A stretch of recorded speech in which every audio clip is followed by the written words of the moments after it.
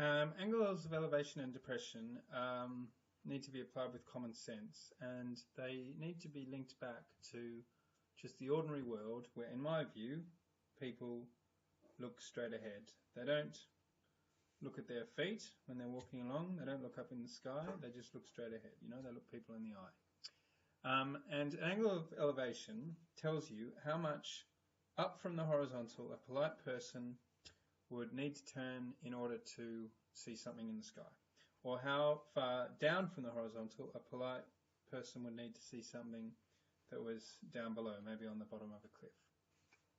And so angles of elevation and depression are always measured from the horizontal because that is the way a polite person looks. Now, 1876 is a comment I sometimes use when people do something a bit ridiculous. This,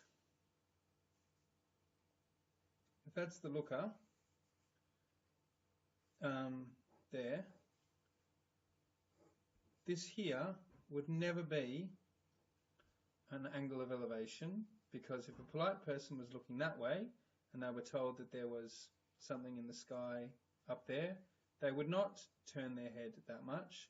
They would turn around, so instead of looking that way, they now look that way, and they would turn up that much instead of the ridiculous business of turning that much. I guess one way of saying this with the technical terms is that angles of elevation and depression must be acute.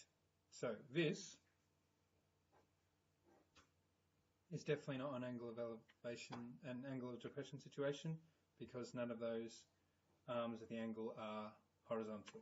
And this is not an angle of elevation or depression because that angle is not acute, and sensible people do not turn their heads more than 90 degrees in order to see something in the sky or below them.